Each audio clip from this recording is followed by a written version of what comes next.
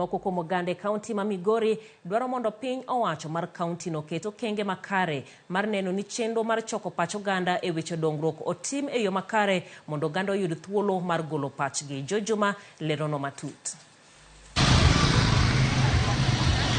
Chike ma pacho ka yango nywando pach oganda e chenrogo mag dongruok kaka ginoero ma ochuno. Chike matayo sirikand loj gwenge ma bende ong'ere kaka County Government Act 2012 bende dwaro ni pach oganda nyaka koro kaw e seche duto ma itimo chenrogo mag dongruok ma oting'o mano ma loso budget. Kata kamano, moko kuom oganda e kaunti ma Migori pod ywak ni pach oganda ok osebed kinywando makare e dongruok ma itimo kod piny owacho e kaunti ma Migori. To nitie jodongo moko mok nya winjo English. To nego bed ni manyo yo moro men bende ogolo godo pache e pesa ne nikech ma pesa jopiny. Koro miyo wawacho niya migawo motenore gi weche mag kawo pach jopiny moso e budget sako e Migori County ka giyie mondo gitim gini e yo makare.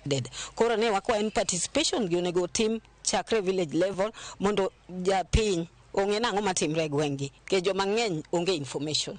Moko kuom jokanyo maketo mag oganda e kaunti ma Migori wacho gan mathoth pok oyudo thuolo mar golo pachgi e chenrogo mag dongruok to ahinya mano mar budget. Chenro mar kawo pach jopiny e loso budget mar omenda ma Migori County ka osebedo kok time yo makare. Nyocha wabedo gi mor ka jatelo mochung' ne weche mag kawo budget luongo ni budget chair committee nowacho maber ni wang'ne gidwa time yo makare.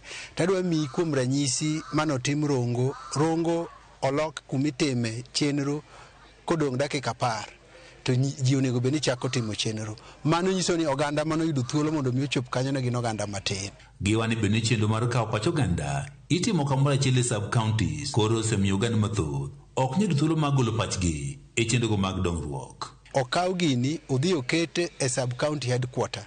Sub counties headquarters ng'enyne gi bor gi tung piny koni gi koni.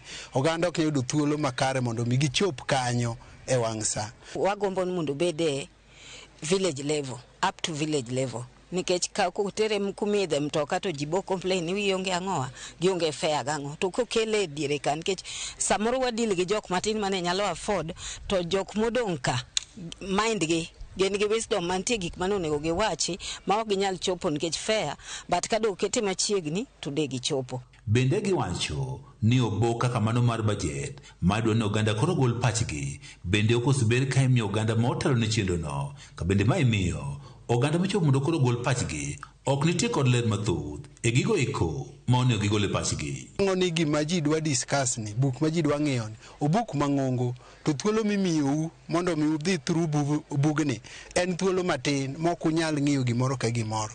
Koro nwang'o ka kinde munyalo kawo mondo mi uwach weche motenore gik mane bugno te.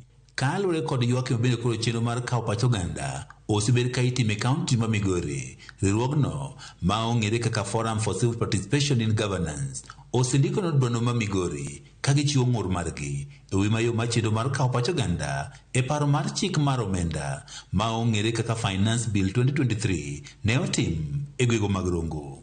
E barua ne giwacho ni chenro ni mar kawo pach oganda e gwego mag Rongo ok ne otim makare.